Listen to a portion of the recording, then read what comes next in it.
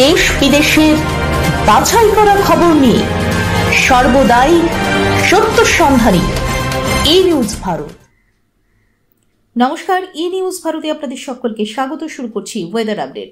বঙ্গোপসাগরে দানা বাঁধছে একটি নিম্নচাপ, যার জেরে বৃষ্টি হতে পারে রাজ্যে। অন্যদিকে মৌসুম ভবন জানিয়েছে আরব সাগরে একটি গভীর নিম্নচাপ তৈরি হয়েছে, তারই জেরে মুম্বাই সহ বিস্তীর্ণ এলাকায় প্রবল বৃষ্টি হচ্ছে। মুম্বাইতে কমলা সতর্কতা জারি করা হয়েছে। আলিপুর আবহাওয়া দপ্তরের খবর অনুযায়ী বঙ্গোপসাগরে তৈরি হওয়া নিম্নচাপের কারণে 28শে মে থেকে উপকূলবর্তী এলাকায় প্রবল বৃষ্টি হতে পারে, সঙ্গে বইতে পারে দমকা ঝোড়ো হাওয়া। আজ শুক্রবার ঝড় বৃষ্টির সম্ভাবনা রয়েছে উত্তর এবং দক্ষিণ 24 পরগনা, মেদিনীপুর, ঝাড়গ্রাম, মুর্শিদাবাদ এবং নদিয়া জেলাতে।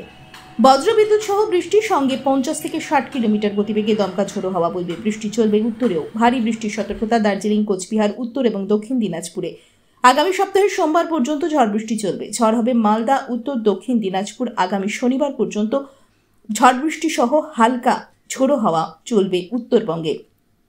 তারপরে হবে হাওয়া বদল। আজ শুক্রবার কলকাতা এবং তার পার্শ্ববর্তী অঞ্চলে সকালের দিকের পরিষ্কার আকাশ থাকলেও বেলা বাড়ার সঙ্গে সঙ্গে গরমের তীব্রতা বাড়বে। আজ শহরের সর্বোচ্চ তাপমাত্রা 33 ডিগ্রি সেলসিয়াস, সর্বনিম্ন 27 ডিগ্রি সেলসিয়াস। বাতাসে আপেক্ষিক আর্দ্রতার পরিমাণ 76%, অনুভূত তাপমাত্রা 36 ডিগ্রি সেলসিয়াস। আজকের বৃষ্টিপাতের পরিমাণ 1.3 মিলিমিটার। ব্যুরো রিপোর্ট, ই নিউজ ভারত।